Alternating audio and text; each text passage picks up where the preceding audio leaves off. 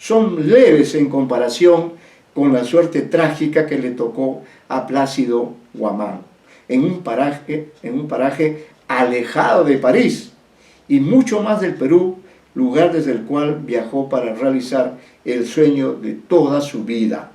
A diferencia del personaje de Una aventura nocturna, Guamán sí gozó de los favores sexuales que le proporcionó Solange, pero el costo de dichos disfrutes lo llevó a perder la vida y no a la simple frustración, como es la que sintió Arístides en el relato ambientado en un sector de Lima, desconocido para el aventurero. Es este cuento, Una aventura nocturna. Terminamos con este párrafo. Además de los textos significados en Europa que hemos examinado, es el único que emplea un narrador heterodiegético en tercera persona, aunque no abunda en incursiones en el mundo interior de Plácido Guamán, salvo en la escena inicial del relato en la que emplea la técnica de in media res, a la vez que altera la linealidad, porque muestra al protagonista compartiendo el hecho con Solange, circunstancia que se produce después de haberla conocido y recorrido antes con ella varios lugares de París, luego de lo cual recién llega a alcanzar su anhelada condición de complacido amante, que en la placidez del hecho se gratifica del placer del que disfruta sin sospechar que su eventual amante le ha tendido una celada que lo conducirá a la muerte violenta. Bueno, ahí termina el análisis de este relato, La juventud, en la otra Rivera, ¿no? Y entonces ahora tenemos que dar tiempo para poder conversar, dialogar. Tienen ahí el libro en su versión virtual y también impresa. En fin, como les decía al comienzo, este es uno de los relatos más amplios, más vastos, ¿no?, de Ribeiro, ambientado en París, ciudad a su vez muy emblemática, muy relacionada con el propio escritor peruano y muchos otros más, ¿no? Casi no hay ninguno que no haya vivido alguna historia en París, pero de los cuentos ambientados en la Ciudad Luz, probablemente este sea uno de los más trascendentes, de los más complejos, ¿no? Porque este sueño del personaje de Plácido Guamán termina siendo algo peor que una pesadilla, ¿no? Algo más terrible que una simple decepción amorosa, que concluye con la muerte del personaje, y este es un elemento pues que le da a este relato una atmósfera de disforia al lector, ¿no? Uno termina conmovido por esta historia, que ciertamente es una más, pero al mismo tiempo creo que por ser de Ribeiro puede ser de gran significación para nosotros el que nuestro escritor tan querido haya sido capaz de crear esta historia. No he tenido oportunidad de conversar sobre este aspecto, si esto ocurrió o no ocurrió, pero en todo caso lo importante es, diríamos, la construcción misma de la historia, ¿no? Con este despliegue de elementos que nos ofrece a través del relato, y que nosotros hemos captado algunos de ellos con la ayuda de algunos elementos metodológicos que espero que hayan sido comprendidos, pero en todo caso aquí estamos para poder contestar a algunas preguntas que se quieran hacer acerca de este relato. Quedamos a la disposición de Alex, que es nuestro contacto con el mundo virtual, ¿no? Y a la espera de las preguntas que se puedan hacer sobre este texto que nosotros hemos construido con mucho esfuerzo, ciertamente, porque analizar los cuentos ribeiros no es nada fácil, y más cuando el escenario es París, ¿no? Bueno, aquí estamos a disposición del público, a disposición de los amigos que han tenido la gentileza y la paciencia de analizar, pero he querido comenzar, digamos, esta sesión con este relato, porque en la próxima veremos Silvio en el Rosedal, que son los dos relatos más emblemáticos analizados en mi libro, pero como aquí estaba presente este cuadro, el modelo lactancial, estaba visiblemente en unas páginas, preferí que lo conocieran desde ahora para que puedan comprenderlo mejor en la próxima sesión. Muy bien, entonces Alex, quedamos a la espera de alguna pregunta, alguna intervención. Bien, como mencionó el profesor, pueden realizar sus preguntas ahora, pueden utilizar la opción levantar la mano que aparece en el botón de participantes para que se les pueda acceder la opción de utilizar su micro, o también pueden plantear preguntas en el chat. También a quienes nos siguen por Facebook pueden plantear allí sus preguntas. Si alguien tiene una pregunta puede utilizar la opción de levantar la mano o escribir en el chat que desea hacer una pregunta para darles la opción de encender su audio.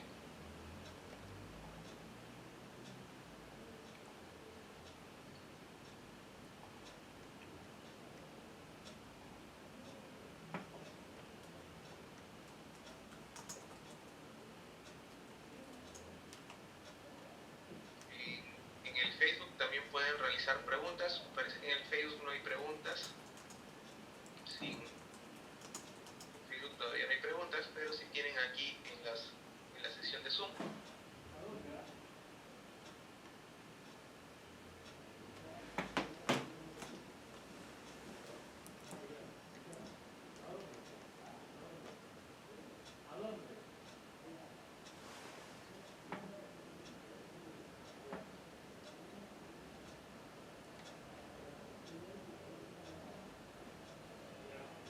¿Está haciendo pregunta? No, No, todavía no hay hay preguntas. ya. Bueno, vamos a esperar.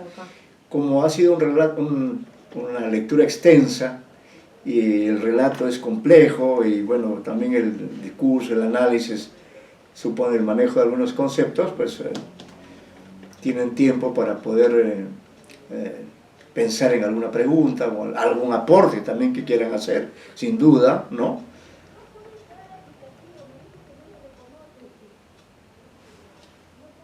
Recuerden que pueden realizar sus preguntas también por el chat o pueden hacer la opción levantar la mano para activarles el micro.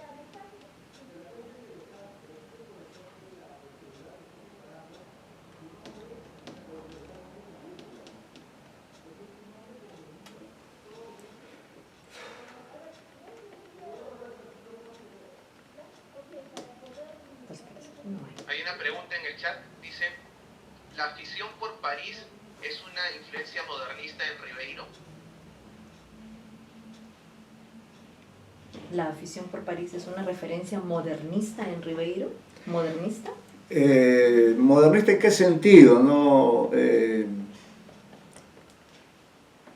realidad París es una ciudad famosa de hace muchos siglos, ¿no? Muy admirada por escritores de generaciones anteriores, ¿no? Desde escritores peruanos del siglo XIX o quizá antes incluso, ¿no? Así que es una constante en la narrativa peruana la existencia de novelas o de cuentos ambientados en París. El caso de Ribeiro, diríamos, es el de alguien que vivió, que conoció a fondo, ¿no? Que pasó gran parte de su vida, que trabajó, que pudo acceder a una visión amplia, diversa del París en el que vivió, donde ciertamente, como dice él, pudo comprender su condición de latinoamericano. Es decir, para Ribeiro, como para otros escritores, la permanencia en París fue una permanencia de migración, ¿no? En condición de migrantes. Pero lo importante, como hemos señalado, es que París ha sido siempre un objeto de deseo muy importante, muy constante, y decía por eso también al comienzo que quizá en estas circunstancias ese atractivo de París se haya visto en algún sentido disminuido por las circunstancias en las cuales estamos, ¿no? No sospechábamos que también en la naturaleza nos tenía una especie de emboscada que nos ha hecho cambiar completamente de vida, ¿no? Y nos ha hecho comprender que finalmente estamos siempre metidos dentro de estructuras, de redes, de circuitos, y eso es lo que también he querido graficar con este análisis, ¿no? Es decir, que todos los personajes se mueven dentro de determinadas estructuras que están por encima de ellos, ¿no? Entonces el caso de Plácido Guamán es el de un peruano más, ¿no? Un peruano más que llega, que es atraído por toda la fama de este objeto de valor, y dentro de ese mundo que es París, le ocurre una de las posibilidades, ¿no? Hay múltiples posibilidades. Recuerdo un cuento de Bryce donde el personaje también va a conocer París y también tiene un desenlace trágico, ¿no? Pero en este caso no es por culpa de otras personas, sino por culpa de sí mismo. En fin, París es yo creo, un motivo permanente de interés, pues, no solamente para los peruanos, sino para el mundo entero, ¿no? Entonces, eso es lo que quería también remarcar, subrayar, el que constantemente leemos cuentos o novelas, o vemos películas que están inspiradas y que son historias que tienen muchos puntos de contacto con esta historia de Julio Ramón Ribeiro, ¿no? Y eso es algo que se puede apreciar. Bien, otra pregunta. Dice, ¿Sí? ¿se puede considerar que el desenlace es un juego del destino fatalista o un libre albedrío del propio protagonista? Muy buena pregunta. Yo creo que si esto es si es una elección propia, dice, quizá, ¿no? Quizá porque él en algún momento tiene cierta sospecha de Solange, y en ese momento podría haber tomado una decisión y cambiar su comportamiento, pero no lo hizo, ¿no? Quizá inconscientemente, pues esta circunstancia también simbólica de señalar que hizo el recorrido temporal al revés, ¿no? Usualmente uno va de la juventud a la madurez, pero acá en este relato, ese es un elemento simbólico, el personaje va de la madurez a la juventud, y este viaje temporal al revés le causa este desenlace trágico, ¿no? Entonces este componente también creo que hay que tomar en cuenta, es decir que de alguna manera hay un fatalismo. Finalmente los seres humanos estamos destinados a morir, ¿no? El problema, o en todo caso la circunstancia precisa, es la que no sabemos, no conocemos, y eso es lo que ocurre con este personaje. Pero sin duda, creo que lo hemos dicho además en el análisis, él en algún momento tiene alguna sospecha, ¿no? Es decir, fue demasiado fácil la forma como llegó a Solange. Entonces podría haber sospechado, pero en fin, no lo hizo, quizá porque para él en ese momento lo más importante era recorrer París, ¿no? Hacer ese recorrido que tanto había soñado hacer desde que era muy joven. Así que esas dos posibilidades creo que son plenamente justificables si es que uno analiza el relato, ¿no?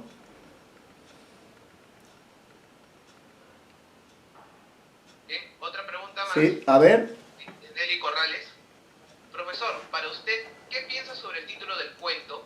¿Se refiere a la juventud de Solange o al alma joven de Plácido, que lo hacía ser soñador y cumplir ese gran sueño de conocer París y vivir un gran amor?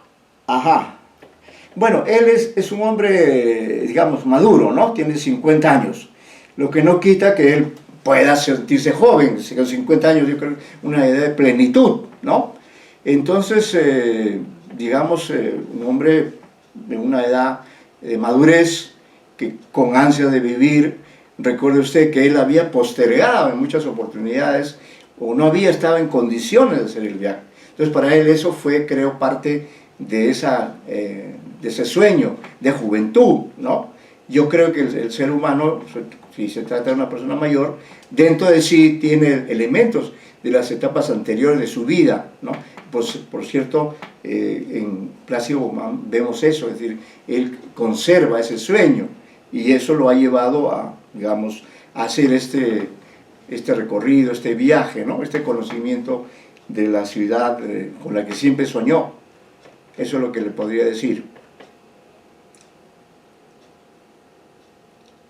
Que claro, él buscaba la conjunción, pero no estaba entre sus cálculos que esto iba a terminar en una disjunción, posibilidad que, por cierto, también se da en cada acto de la vida de los seres humanos, de todos los seres humanos, ¿no? Todos estamos sometidos a las mismas leyes, lo que se dan son variantes, modificaciones, matices, pero en el fondo estamos, digamos, determinados, estamos contextualizados por ciertos recorridos, ciertas rutas irreversibles. Una de ellas es también el tiempo, ¿no?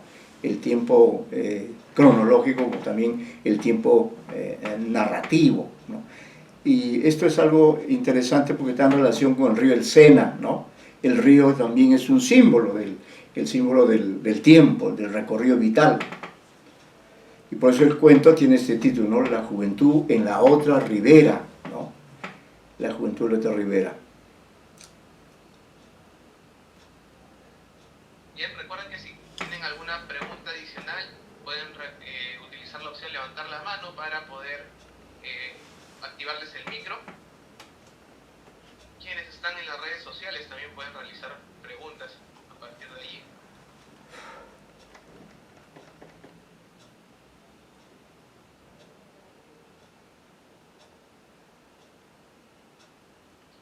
Catherine Reyes ha dejado un comentario en el chat, dice, bueno, no es una pregunta, pero le gustaría agregar algo sobre este cuento, que está basado en una historia real que le sucedió a un conocido de Hernando Cortés, amigo de Ribeiro. Prácticamente todos los hechos son reales, salvo el final, puesto que en la vida real el protagonista de la historia se dio cuenta de todo y se marchó.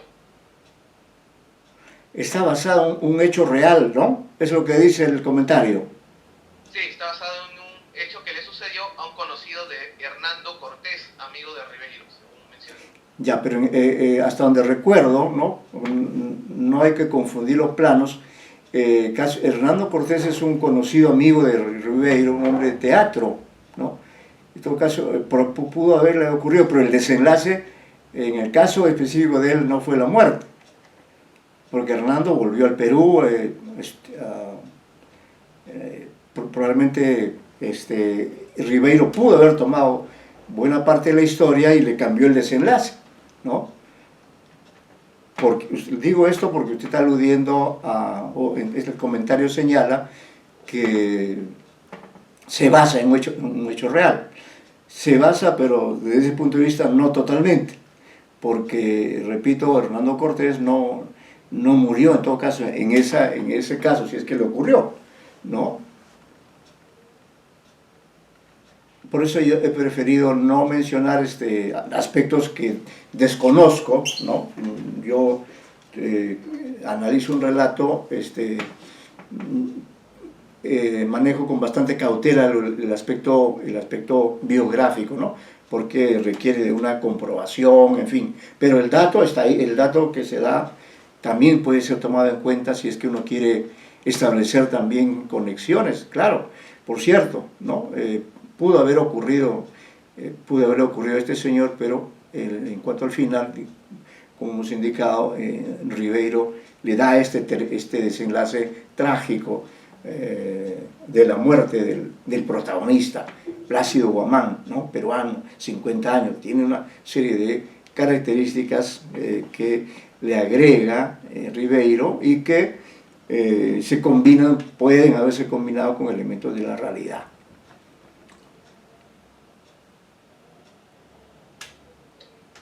¿Alguna consulta que quieran realizar adicional? Pueden realizarla utilizando la opción levantar la mano o plantearla por el chat.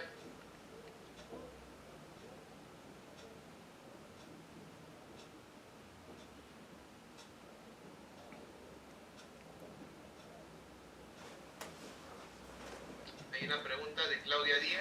Claudia, ¿puedes utilizar tu micro? Ahora sí.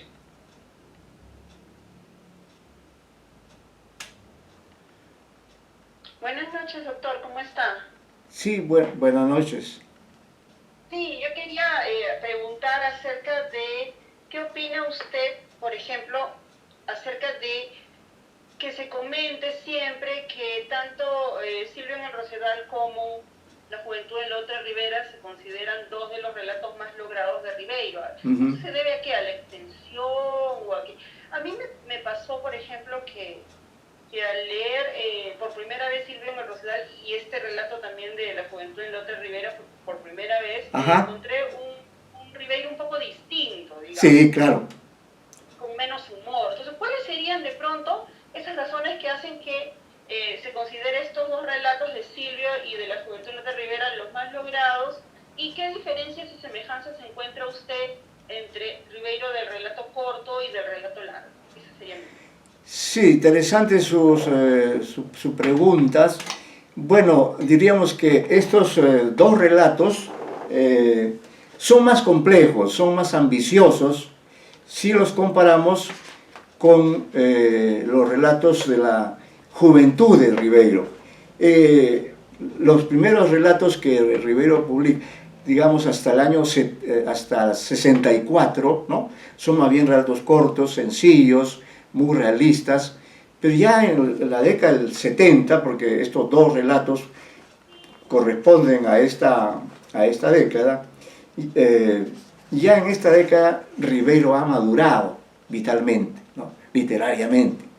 Entonces, vuela más narrativamente hablando, construye personajes más complejos, como es el caso, comencemos por el cuento analizado hoy día, ¿no? Un personaje maduro, un personaje logrado, diríamos, ¿no? No es ningún frustrado, pero a este personaje le ocurre esta circunstancia, ¿no?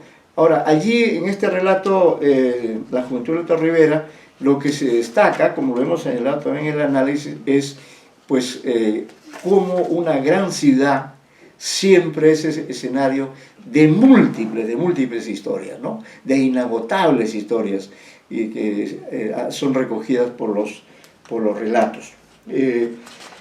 Entonces, por eso es que este relato tiene más elementos, tiene más complejidad psicológica, tiene más circunstancias que hacen al lector un mayor impacto.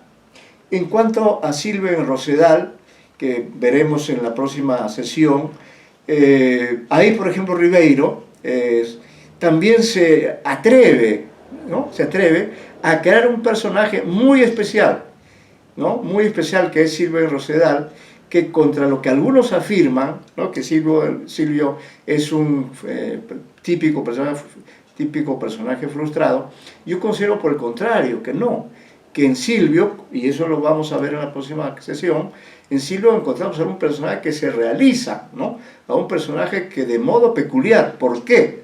Porque precisamente había estado en su juventud impedido de realizar su objeto del deseo, ¿no? En cuanto a los objetos de deseo de los protagonistas de los relatos, son diferentes. En el caso de La Juventud en la Otra Ribera, el objeto de deseo es conocer París, ¿no? Viajar a París. En cambio, en Silvio Rosedal, el objeto es más complejo, ¿no? El objeto va apareciendo poco a poco, ¿no?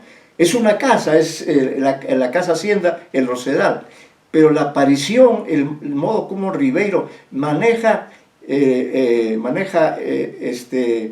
desarrollo de la historia hasta convencernos a los lectores de que la casa es el objeto de valor que siempre ha buscado Silvio Rosedal, ¿no?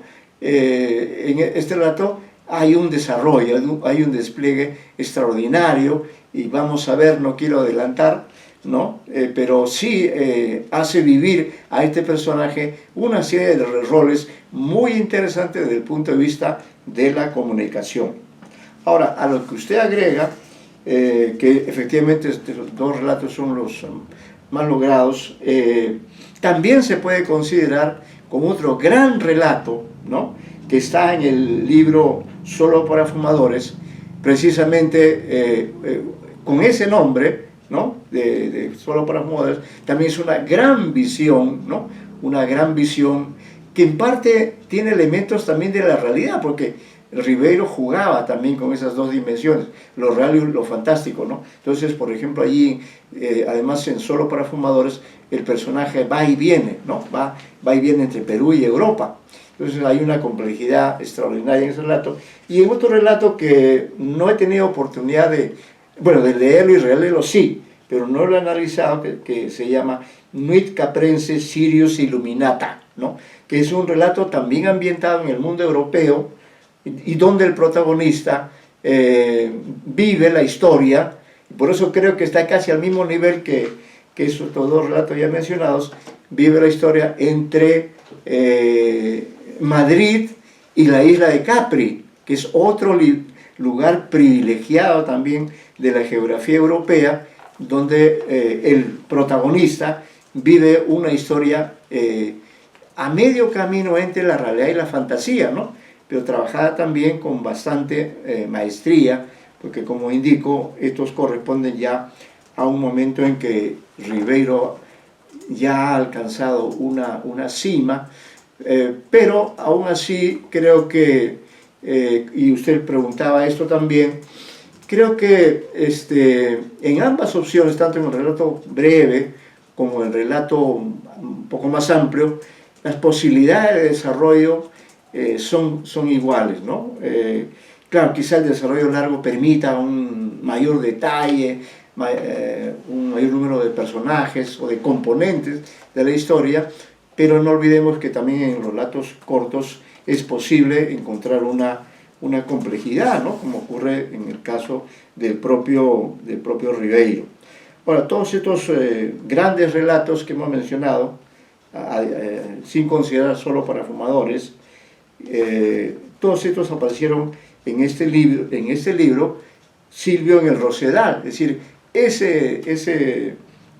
ese nombre le gustaba mucho a Ribeiro, y muchos han señalado que el protagonista del relato es una suerte de alter ego del propio autor, lo cual tiene sentido, ¿no?, pero hay bastantes distancias también entre el Ribeiro real y el Silvio Lombardi, protagonista de Silvio en el Rosedal. Ahí también hay un juego de nombres, el nombre de Silvio Lombardi, Salvatore Lombardi se repite, es decir, ahí por ejemplo Ribeiro desarrolla el tema de la relación entre el padre y el hijo, ¿no? Bueno, entonces estos son relatos de la madurez y dan pues ya una idea diferente, una idea más compleja de cómo Ribeiro fue evolucionando hasta alcanzar estos estupendos relatos, unos ambientados en Europa y otros ambientados en el Perú, ¿no? Y por eso nosotros también lo consideramos así. Son los más están estos dos entre los más completos, entre los más elaborados, que tienen una carga simbólica, como el caso de Silvio en el Rosedal, ¿no? Eso no ocurre con La Juventud en la otra ribera, ¿no? Creo que ese relato es más duro, es casi como un relato policial, algo así, ¿no? Pero también, sin duda, hay también en este relato elementos interesantes, importantes, que Ribeiro sabe manejar como buen conocedor que es de la realidad oficial y también de la realidad oculta de París, que como gran ciudad también es un escenario pues de sorpresas del más diverso tipo, como es la que vive el personaje de Plácido Guamán. Eso es lo que podía contestarle respecto de su pregunta.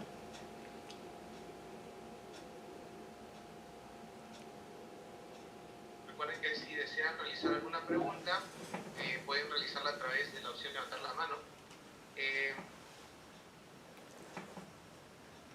Rodolfo Vázquez ¿Sí? menciona, si bien una narración no es un correlato de la vida de una persona, Ajá. sin embargo, el escritor se sirve de alguna historia para crear su cuento o novela. Es un comentario que... Sí, ya, bueno, claro, claro, como hemos señalado, ¿no? Sin duda, para construir una historia, además recuerde usted que el narrador, el escritor, no solamente considera sus propios textos, también puede considerar el de otros autores, o puede tomar elementos del mundo real, de su propia vida, de otras etapas de su vida, y eso lo combina, ¿no? Pero, digamos, si bien es cierto, Ribeiro es autobiográfico en muchos sentidos, esto no quiere decir que haya una exactitud entre lo que vivió Ribeiro y lo que muestra el relato. Siempre en el relato habrá un elemento añadido, un elemento que le da una mayor trascendencia, un mayor sentido, ¿no? No olvidemos que el relato hay que también leerlo en la interlínea, ¿no? Es decir, en la profundidad, en lo secreto que puede haber también en un determinado relato.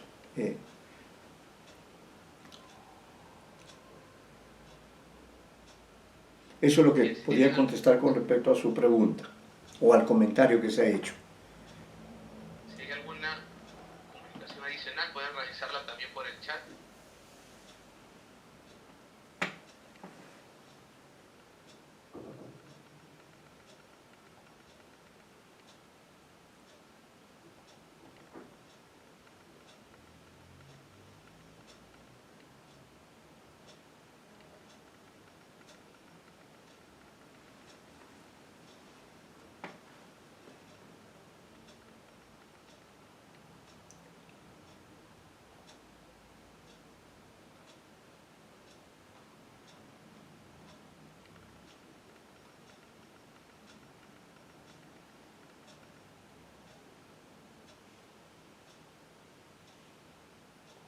No han planteado nuevas preguntas, pero hay algunos comentarios. Ajá.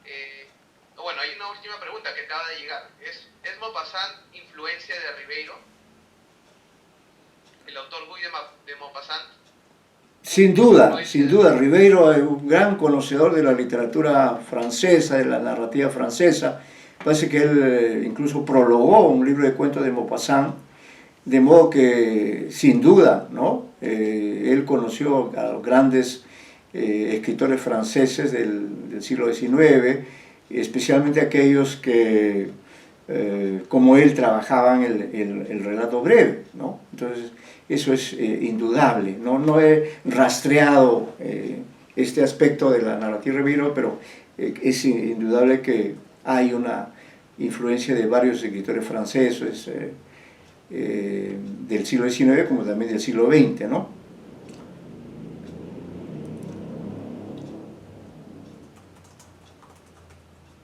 Me dijo Alex que había